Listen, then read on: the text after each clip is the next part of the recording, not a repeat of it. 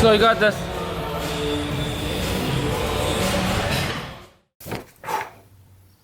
This is what the video is going to be about today. Taking L's. Specific L's though. When you go to the gym, you PR and you don't get the weight. Let's go.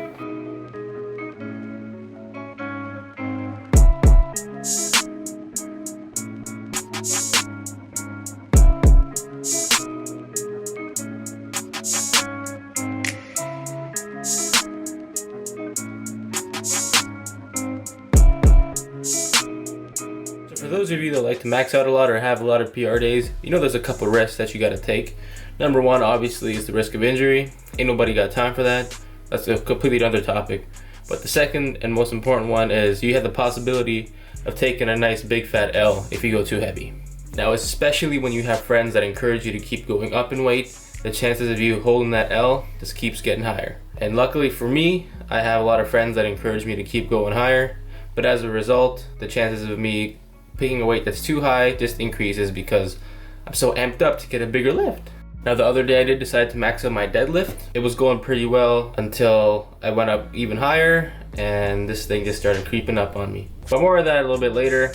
Let's talk about just the whole thing about maxing out because a lot goes into it. Now, the first thing about maxing out is that there's a huge mental game associated with maxing out. So you get nervous, you start doubting yourself, and we've all been there if you've maxed out heavy enough. There's always that one weight warming up, no matter how many times you've hit it. You walk up to the bar and you just start, your heart starts pounding, you start getting sweaty, you start doubting yourself, your hands get clammy, your stomach starts turning, you gotta go to the washroom, you gotta take a dump, and then at this point you come back. It's been 10 minutes and then you just realize you've taken too long to wait for a warm-up set and everything just starts going down, like down. So for me, I know I can hit 500 pounds no problem. I've never had a problem with that in a long time. But for some reason, every time I put 5 plates and little 2.5s on the bar, I walk up and I just start thinking, am I gonna get this? Or am I gonna fail? Because I start doubting myself. And that's just something that I have to overcome every time I put 5 plates on the bar.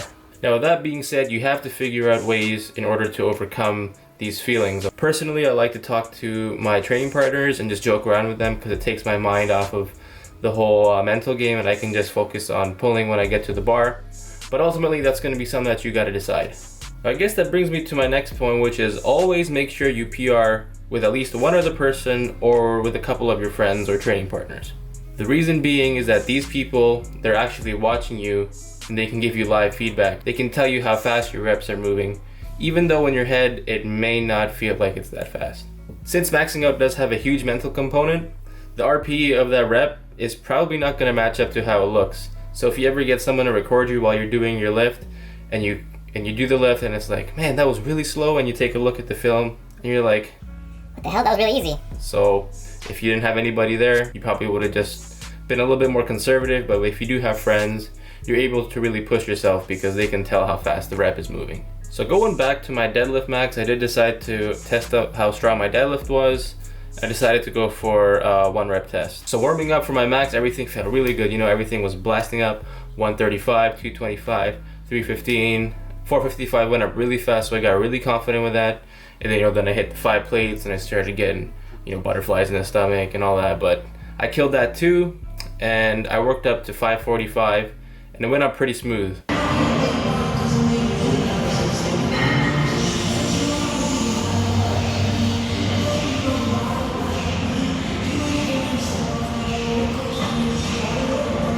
Nice. I may have jumped too much, but I put an extra 20 pounds on the bar, and for some reason it just wouldn't move off the floor. Like, I pulled, and you know that feeling when you pull and it just doesn't move? That's what happened. No?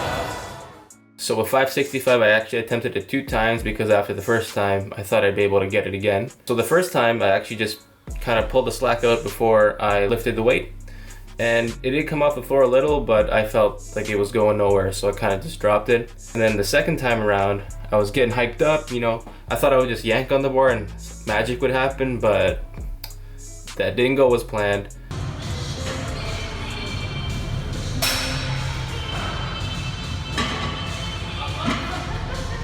And that I was just rocking back and forth.